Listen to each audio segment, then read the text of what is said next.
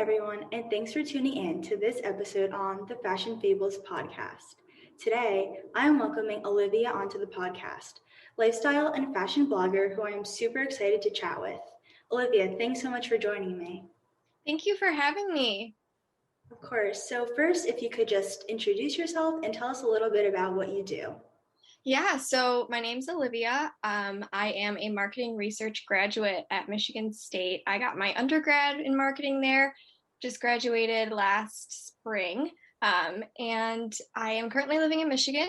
It's a little cold here, but the plan after my graduation in December is to work for a top fashion company, probably, and bring my love for sustainability into their marketing strategies. So I started Olivia's Petite Life last August just for fun, but it really grew on me and I love making the content, and I'm 4'11", so I'm pretty petite, and so I love sharing where I can get clothes because I know that other people are probably feeling the same way as I am. So yeah, and I'm hoping to get into a little bit more about sustainable fashion with my content. So That's awesome. Yeah, I love the name. I think it's so fitting. And it's funny because I think you're right regarding like people look for like fashion, like all different heights and stuff like that. And I got a question like what like particular jeans are fit best for like more petite girls. So like it's just like interesting.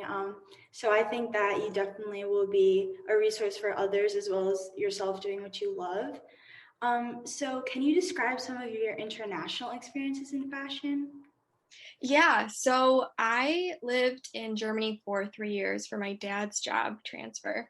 And this was around like the 2011 to 2013 era. So fashion was definitely different, but it was really interesting being able to travel not only in Germany, but to other countries and see how everyone dressed. It was really great, really eye-opening for me, and that's when I kind of figured out, okay, I want to do something in fashion because it's crazy how you just move to a different country and everything's different. But yeah, it was great. German fashion is very different from Parisian fashion and London fashion and style. So it's great. It everything's different, but then you see these similarities between countries, and I got to pick up some unique pieces while I was over there. So Ooh, yeah, I love travel and I love seeing like the different ways that other countries kind of dress because like I don't know, I'm like always in like the US, so I don't really get to explore kind of like the broader perspective of it, but I think it like kind of opens your eyes and almost makes you try new and different styles that you may end up really liking. So that's really cool. How did this like international experience help broaden your fashion sense, and did it make you try new and different styles? You touched on this a little bit, but if you have anything else to say. yeah, so being over there, I kind of got to shop at different little boutiques, Mhm. uh, picking up unique pieces, like I said, that represents the style of the place that I visited. So I got some cool pieces from Greece and London and all these different places. So it's fun to look into my closet, even though some of them don't fit me anymore, and I'm very sad about it. But it definitely in kind of inspired my everyday look. So over there, they dress up a lot. So even to go to the grocery store. And so I kind of incorporated that into my everyday fashion. And it made me realize that I feel better when I dress better. So I try to at least look presentable or dress up a little bit when I'm on my Zoom calls for class. But and it just makes me feel better. So even in high school when I moved back, I was the girl that wore the faux fur coat to school or dresses and sometimes heels. And I look back and I'm like, why did I do that? But it's because I mean I just got inspired by all these European styles while I was over there, and decided to bring it back with me. So That's so funny because I would always like dress up to school. Like, I don't know, I would just like always dress up because, like you said, just like made me feel better. And like you're at school, so might as well like look forward to like your outfit or something like that. And like I would wear this like, I don't know, like big cheetah, like big like Sherpa coat and like people would like look at me weird, but it's just because like I just like not like just wearing like sweatpants like to school. I kind of just want them to look nicer. But that's funny because I could totally relate. So benefits you can share about sustainable fashion, and do you practice this?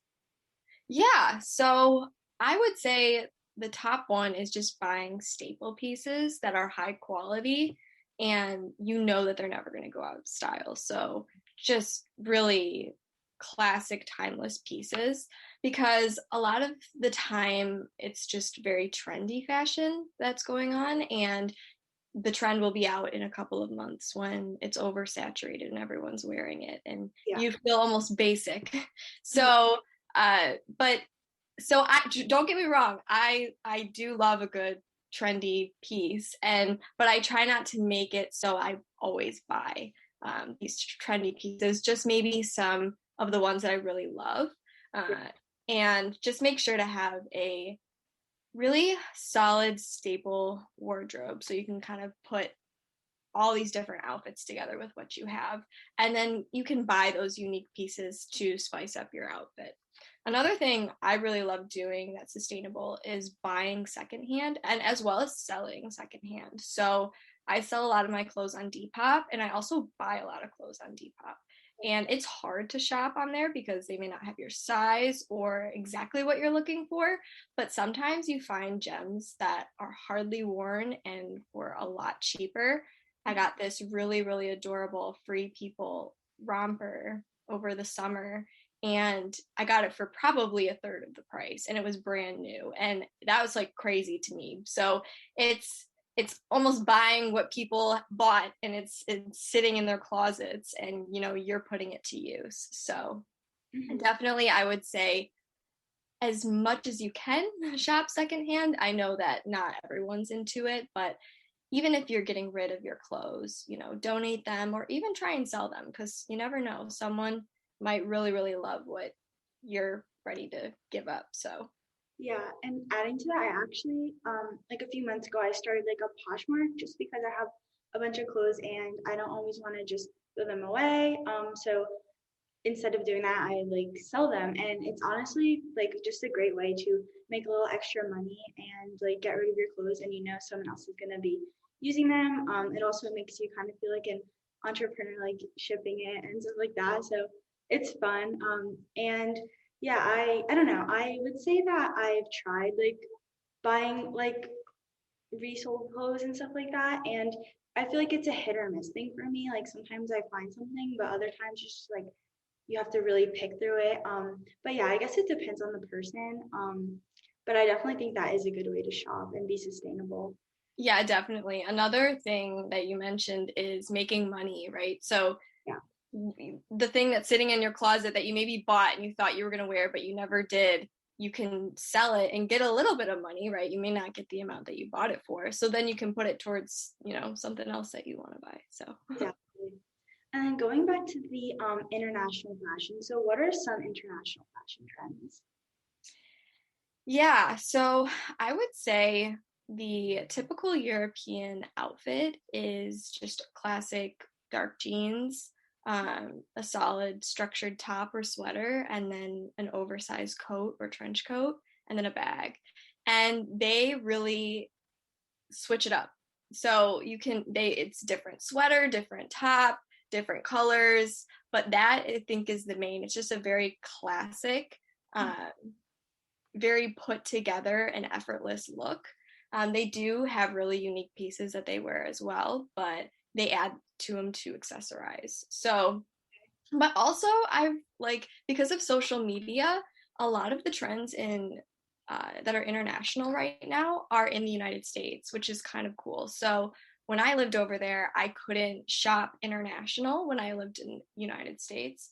And but when as the years progress, you know, you can buy bikinis from Australian like swimwear, and Mango Zara is actually international that just, you know, came over to the United States. So it's pretty cool. Now you can shop the international trends through e-commerce, which is awesome. And that's why I think the trends are going even faster now because they're coming from Europe, the main fashion hubs, so Milan, Paris, London, and then they're coming straight to the United States, and then, it's just a constant recycling. But I definitely think that some of the trends is, I would say for the summer, is dark brown, like a chocolate brown. Me, myself, I'm trying to get my hands on a chocolate brown bikini. So if anyone if anyone knows where I can find one, I will pay you $10. But yeah, no, I think that chocolate brown is definitely a staple. I've been seeing that, as well as just, a lot of dresses. I think dresses are really coming back in. That's interesting. Yeah, like I never kind of, I guess, focused as much on like the international fashion trends because I don't know, it's just like we're in a different part of the world. But and I also didn't realize that like it's true, like everything kind of now you kind of know some of the international fashion trends because of like the online websites, and a lot of them are based in the United States, so they're getting like imported. So I would say that I probably do have some like international like fashion items. And I think it's just like cool, like mixing it up, like you're not always wearing like the same thing and kind of exploring your fashion style to just keep it like new and like refreshing. Yeah, exactly. um, so what trends do you believe will still be around in like the next 10 years? And another question, where do US fashion trends usually emerge from? Yeah, so I'll start with the emerging one. So I kind of mentioned it.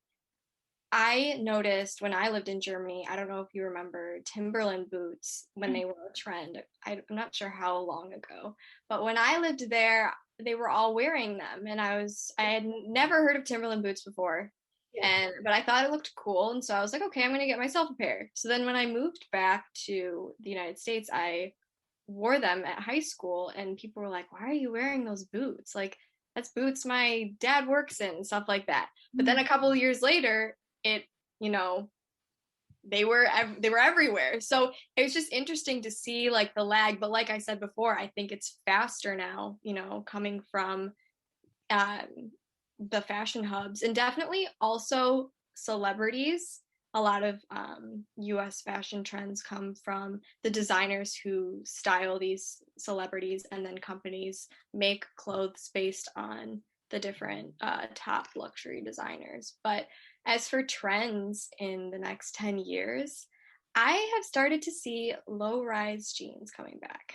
I don't know about that for me, but I know that high rise jeans have been a thing for a long time.